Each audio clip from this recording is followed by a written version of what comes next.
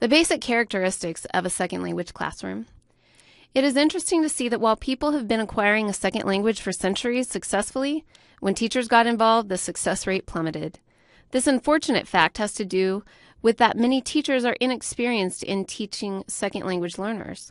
However, second language classrooms can be successful if taught correctly. Currently, sheltered English instruction has proven to be very effective at teaching second language learners in content subjects, which you will learn more about later in another section.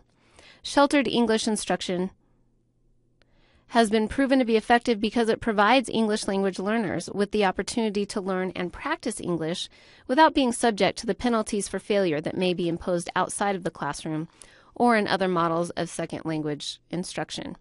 However, no matter what type of learning model the second language classroom uses, every second language classroom will have the following three common characteristics: modified input, modified interaction, and focus on form. What is modified input?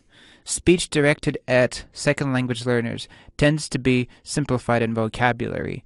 Native speakers of English rapidly assess the non-native speaker's fluency and adjust their speech so that the non-native speaker of English can comprehend the speech directed at them.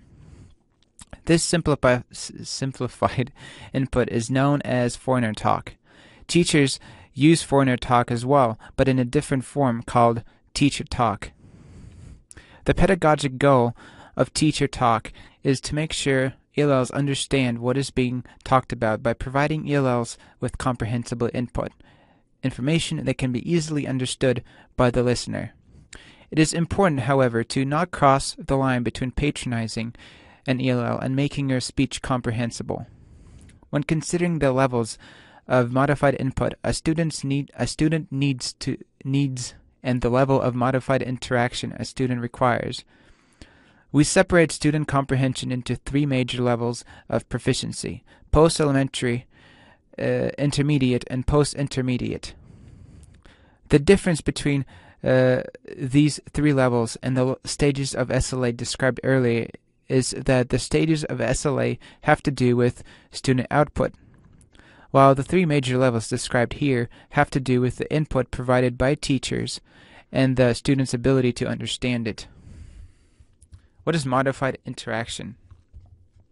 The difference between the real world and second language classroom is not very steep. Inside a second language classroom, teachers engage in more comprehension checks, prompting, and expansions, recasts, than outside of the classroom.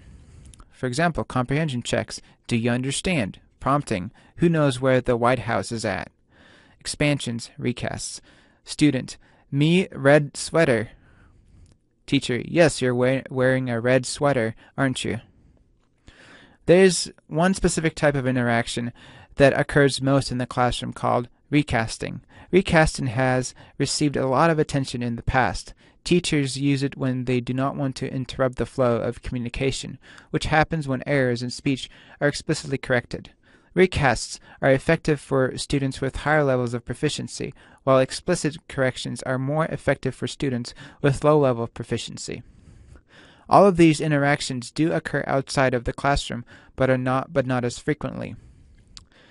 If not done in the context of teaching non-native speakers of English, most people do not want to correct a native's speech, as it might seem rude. Focus and form.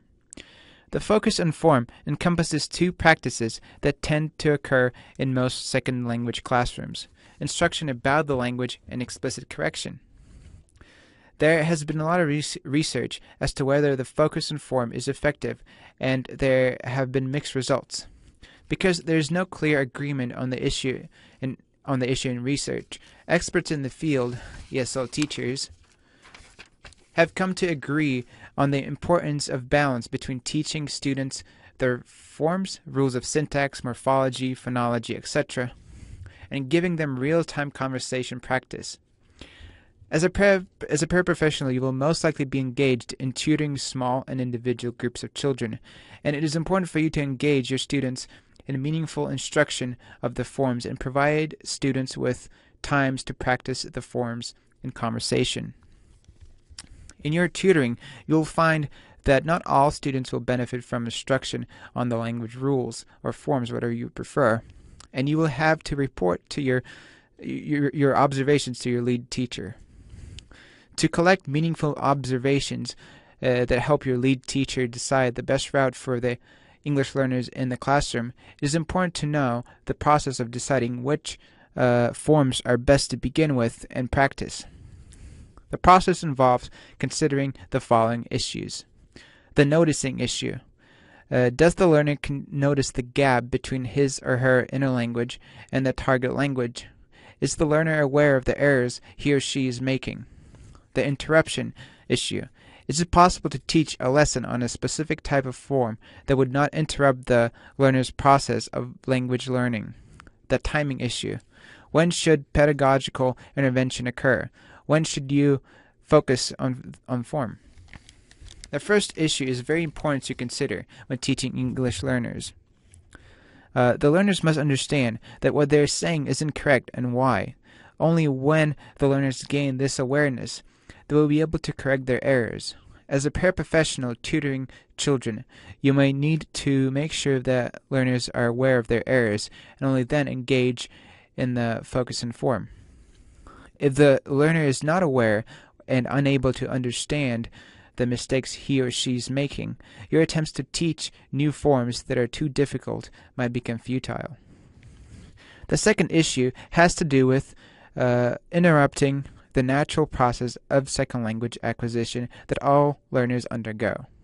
To make sure that interventions do not interrupt this process, it is important to teach English language learners the forms that are within their grasp of cognitive resources. That is, the forms that they do not yet understand, but see the errors they're making when trying to use the forms. The third issue has to do with knowing when to engage in interventions. Once you have assessed the learner's level of awareness about his or her errors and found the appropriate form or forms to focus on, you must decide when it is appropriate to engage the learner in the focus and form. This could occur at any appropriate time during guided reading or read aloud or other small group activities. Make sure you consult the lead teacher with whom you work on the forms he or she would like his or her students to focus. Be sure to report to your lead teacher on your observations of the learner's awareness of his or her errors and comprehension.